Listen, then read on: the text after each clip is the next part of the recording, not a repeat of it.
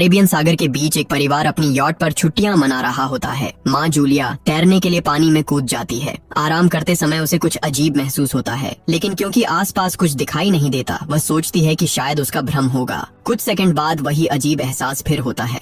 इस बार भी कुछ नजर नहीं आता, लेकिन अब वह घबरा जाती है और यॉट की तरफ तैरना शुरू करती है। तभी अचानक कोई उसकी टांग खींचने लगता है और वह मदद के लिए जोर जोर से चिल्लाने लगती है। उसकी बेटी कैसी हेडफोन लगाकर म्यूजिक सुन रही होती है, इसलिए उसे कुछ सुनाई नहीं देता। पति टॉम और बेटा बेन मछली पकड़ने में व्यस्त होते हैं। जूलिया पानी के ऊपर टिकने की कोशिश करती है, लेकिन मुंह में पानी जाने की वजह से चिल्लाना मुश्किल हो जाता है। थोड़ी देर बाद टॉम को एहसास होता है कि काफी देर से उसने जूलिया को नहीं देखा। वह यॉट पर उसे ढूंढता है और फिर अपनी पत्नी को खतरे में देख लेता है। वह बच्चों को बुलाता है, यॉट को उस तरफ ले जाता है और पानी में कूद जाता है। जल्दी से जूलिया तक पहुंचकर उसे संभालता है और यॉट की ओर तैरता है। बच्चे दोनों को ऊपर खींच लेते हैं। परिवार जूलिया को संभालता है, लेकिन जूलिया खुद को समझाती है कि शायद लहरों की वजह से ऐसा हुआ होगा। रात को सब मिलकर बेन का जन्मदिन मनाते हैं। कैसी को उसके बॉयफ्रेंड का कॉल आता है, तो वह लैपटॉप लेकर बाहर चली जाती है। वीडियो कॉल में उसका बॉयफ्रेंड दिखाता है कि शहर के ऊपर बड़े बड़े काले बादल छा गए हैं। कॉल ग्लिच होकर फ्रीज हो जाती है।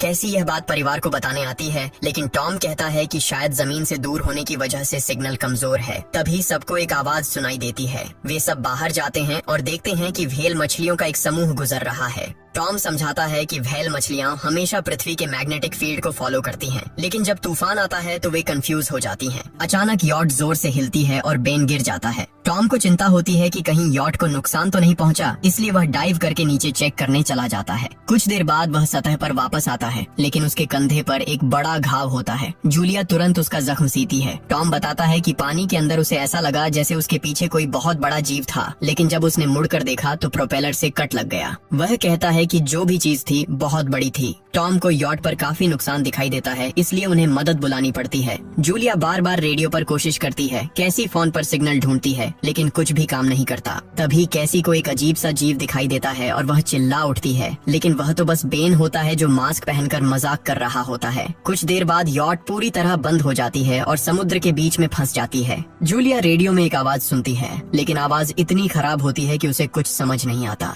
टॉम परिवार को बताता है कि उनके पास सिर्फ 4 दिन का खाना पानी बचा है और अब उन्हें किसी मछली पकड़ने वाली नाव का इंतजार करना होगा। अचानक रडार पर कुछ डिटेक्ट होता है और परिवार को एक अजीब सी आवाज सुनाई देती है। सब दौड़कर बाहर आते हैं और हैरानी से देखते हैं कि कई सारे उल्कापिंड जमीन पर गिर रहे हैं। जहाँ जहाँ उल्कापिंड गिरते हैं वहाँ बड़े धमाके होते हैं। एक उल्कापिंड पानी में उनके पास गिरता है तो टॉम तुरंत यॉट को चलाने की कोशिश करता है। इंजन मुश्किल से चलता है, लेकिन तभी एक और उल्कापिंड उस इलाके को हिट करता है। परिवार डर के मारे एक दूसरे को कसकर पकड़ लेता है। तभी टॉम को समझ आता है कि जो आग के गोले गिर रहे हैं वे उल्कापिंड नहीं बल्कि सैटेलाइट्स हैं। उसी वक्त बेन देखता है कि यॉट से धुआं निकल रहा है। टॉम चेक करता है और कंफर्म होता है कि इंजन खराब हो गया है। हवा तेज होने लगती है तो फैमिली यॉट के अंदर छुप जाती है, बिना ये नोटिस किए कि कंपास बहुत तेजी से घूम रहा है। यॉट जोर जोर से हिलने लगती है। बेन फिर से गिर जाता है और इस बार उसे चोट भी लग जाती है। लहरें तेजी से यॉट से टकरा रही होती हैं। टॉम स्ट्रगल करके बाहर जाता है और लाइफ जैकेट्स लेकर आता है। तभी पावर चली जाती है। टॉम तुरंत पावर बॉक्स का बटन प्रेस करता है और लाइट वापस आ जाती है। उस वक्त बेन नोटिस करता है कि जूलिया की नाक से खून बह रहा है। जूलिया को चक्कर आने लगते हैं,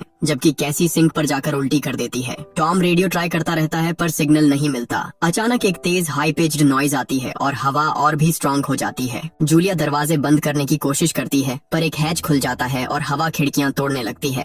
टॉम एक फ्लेयर जलाता है और थोड़ी देर बाद अंधेरा छा जाता है।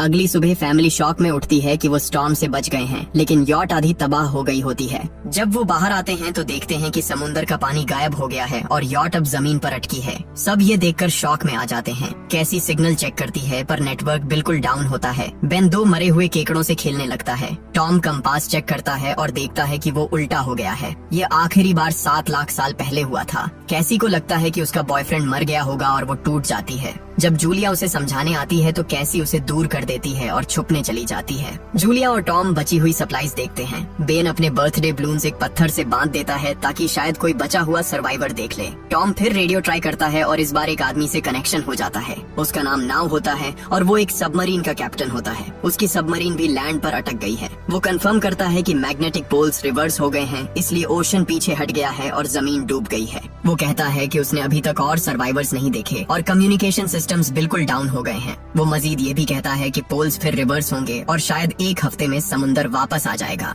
वो फैमिली को वार्न करता है कि जितना हो सके ऊंची जगह चढ़ जाओ, क्योंकि जब पानी वापस आएगा तो वो बहुत खतरनाक होगा। वो बोलता है उसका पार्टनर क्रैश में मारा गया और सबमरीन में बस 3 लोगों की ही जगह है। जूलिया और टॉम उससे कहते हैं कि प्लीज हमारे बच्चों को बचा लो। वो उन्हें अपने कोऑर्डिनेट्स दे देता है। टॉम कैलकुलेट करता है कि सबमरीन तक पहुंचने में 2-3 दिन लगेंगे। वो फैमिली से कहता है आज रात अच्छे से आराम कर लो, कल सुबह हम निकलेंगे। अगली सुबह फैमिली सामान पैक कर रही होती है, तभी टॉम को पास में कुछ हिलता हुआ दिखता है। वो एक लंगड़ा आदमी होता है जिसके हाथ में हार्पून होती है और साथ में एक कुत्ता लगातार भौंक रहा होता है। टॉम उसके पास जाता है और उसे पानी की बोतल देता है, लेकिन वो आदमी कुछ ऐसी भाषा में बोलता है जो टॉम समझ नहीं पाता। पानी पीने के बाद वो अजनबी अचानक टॉम के सिर पर बोतल मारता है और चेहरे पर जोर का लात मार देता है। जूलिया डर के मारे भागती है, लेकिन तब तक देर हो चुकी होती है। वो आदमी टॉम के पेट में हार्पून घुसा चुका होता है। टॉम कुछ पल तक तड़पता है और फिर वो उसकी गर्दन भी काट देता है। फिर वो आदमी जूलिया के पीछे भागता है और उस पर हार्पून फेंकता है, जिससे उसके कंधे में चोट लग जाती है।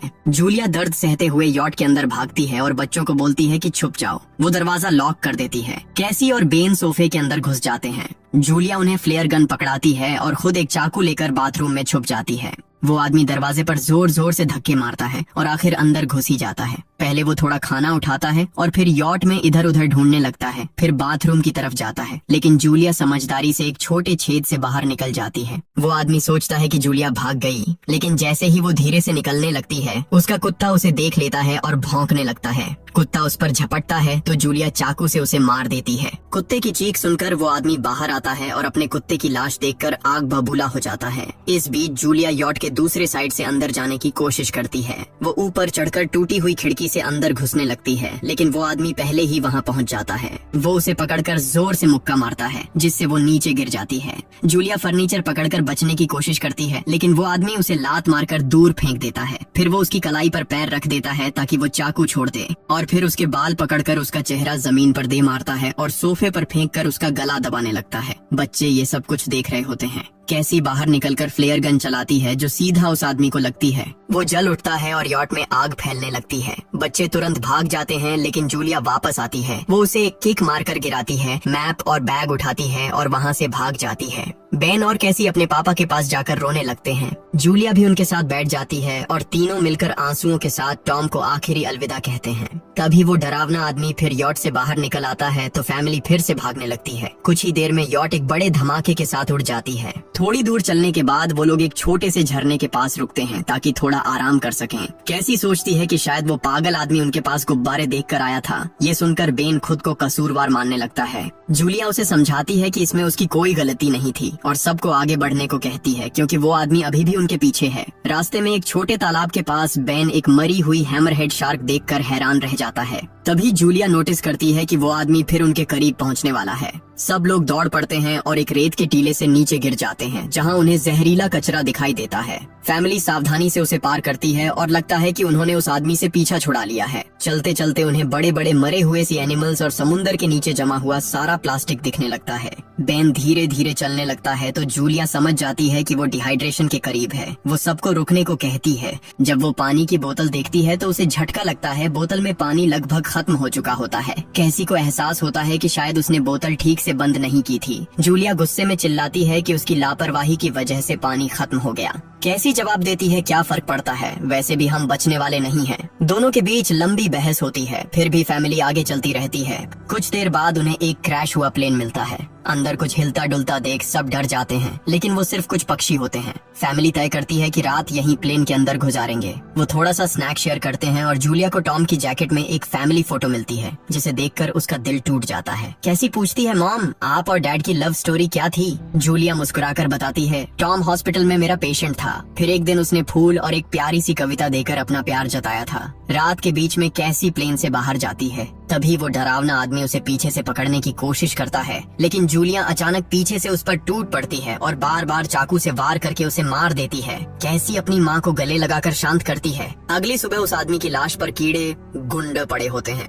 फैमिली नोटिस करती है कि उसके शरीर पर कई काटने के निशान हैं, मतलब इस एरिया में कोई खतरनाक जीव छिपा हुआ है। जैसे ही वो लोग वहाँ से निकलते हैं, केकड़े उसके मुंह से बाहर निकल आते हैं। कुछ घंटों बाद जूलिया और कैसी मैप देख रही होती हैं, लेकिन बेन धीरे से आगे निकल जाता है। जूलिया चिल्लाती है, रुक जाओ, लेकिन बेन एक तालाब में झुककर पानी पीने लगता है। जूलिया तुरंत उसे खींचकर बाहर निकालती है और समझाती है कि अनजान पानी उसे बीमार कर सकता है। धूप बहुत तेज हो जाती है तो फैमिली अपने सिर कपड़ों से ढक लेती है। बेन को चक्कर आने लगते हैं। तभी उन्हें कुछ पुराने कुर्सियां मिलती हैं और जूलिया कैसी उनसे एक टेम्पररी शेल्टर बना लेती हैं। जूलिया बेन को इंजेक्शन लगाती है और तय करती है कि वो रात वहीं बिताएंगे। सुबह जूलिया एक अजीब सी आवाज सुनकर उठती है। बाहर जाकर देखती है तो क्रैब्स का एक बड़ा झुंड उनकी तरफ आ रहा होता है। वो तुरंत बच्चों को उठाती है और तीनों भागना शुरू कर देते हैं। भागते भागते उन्हें एक बड़ा कार्गो शिप दिखाई देता है। वहाँ 3 क्रू मेंबर्स जिंदा होते हैं। एक औरत उनकी मदद करना चाहती है, लेकिन बाकी 2 आदमी मना कर देते हैं और तीनों फैमिली को बाहर छोड़कर कंटेनर लॉक कर लेते हैं। क्रैब्स पास आ जाते हैं। जूलिया बच्चों को कंटेनर के ऊपर चढ़ाती है। खुद जब चढ़ने लगती है तो क्रैब्स उसके पैर को जोर से काट लेते हैं। बच्चे उसे खींचकर ऊपर चढ़ाते हैं, नहीं तो वो नीचे गिर जाती। कंटेनर के एक छेद से आधे क्रैब्स अंदर घुस जाते हैं। क्रू मेंबर्स फायरिंग शुरू करते हैं, लेकिन क्रैब्स उन पर हावी हो जाते हैं और दोनों को मार डालते हैं। आखिरी आदमी छत के होल तक पहुंचता है, लेकिन क्रैब्स उसे भी नीचे खींच लेते हैं और वो भी मर जाता है। जूलिया अपने जख्म पर पट्टी बांधती है और बेहोश हो जाती है। कुछ देर बाद जब वो उठती है तो खुद को रेत के तूफान के बीच अकेली पाती है। वो घबराकर बच्चों को ढूंढने लगती है।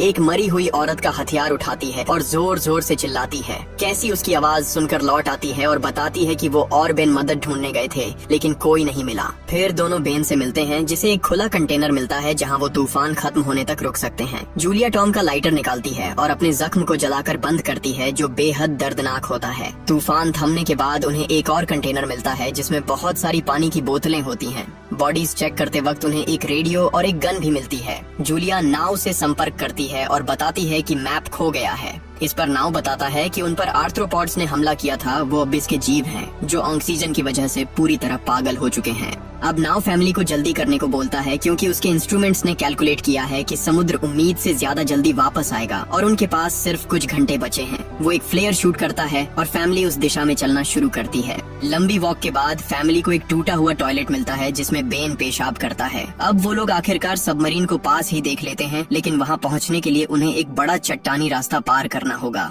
जैसे ही वो रास्ते से गुजरते हैं, दीवारें हिलने लगती हैं और पत्थर गिरने लगते हैं, जिससे एक भयानक रॉक स्लाइड हो जाता है। जूलिया तुरंत अपने बच्चों को साइड में धक्का देती है और खुद भी पीछे हट जाती है ताकि कुचली न जाए। अब एक पत्थर की दीवार उनके बीच आ गई है। जूलिया बच्चों से कहती है कि वो बिना उसके आगे बढ़ जाए, लेकिन कैसी मना करती है और जोर देती है कि उसकी माँ को चढ़ने की कोशिश करनी चाहिए। बहुत बहस होती है और चिल्लाने के बाद जूलिया वादा करती है कि वो बाद में अपने बच्चों को ढूंढ लेगी। मजबूर होकर कैसी अपने भाई को खींचकर आगे ले जाती है।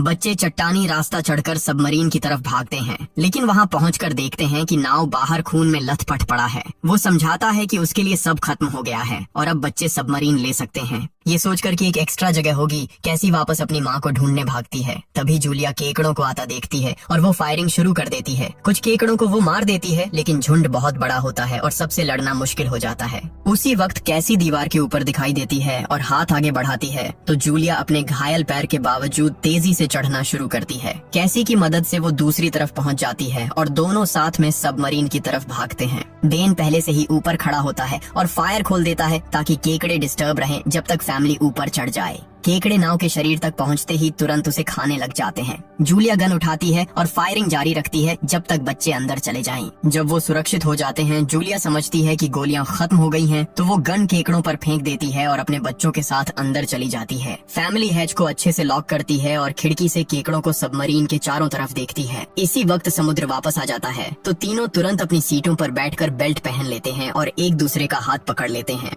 तेज लहरें सबमरीन को जोर जोर से इधर उधर फेंकना शुरू कर देती हैं, जिससे जूलिया को पूरी जर्नी के विजन दिखने लगते हैं और कैसी उल्टी कर देती है। जल्दी ही वो हाई पिच आवाज वापस आती है और फैमिली बेहोश हो जाती है। कुछ देर बाद जूलिया और बच्चे होश में आते हैं और खुद को जिंदा देखकर खुश होते हैं। वो हैच अनलॉक करके बाहर निकलते हैं और देखते हैं कि लहरों ने सबमरीन को एक तबाह शहर में गिरा दिया है। यानी अब जिंदा रहने और नया जीवन शुरू करने की उम्मीद है। और यहीं पर फिल्म खत्म होती है। चैनल को सब्सक्राइब करना न भूलें और बेल आइकन जरूर दबाएं ताकि आपको ऐसे ही मजेदार वीडियो मिलते रहें। देखने के लिए धन्यवाद।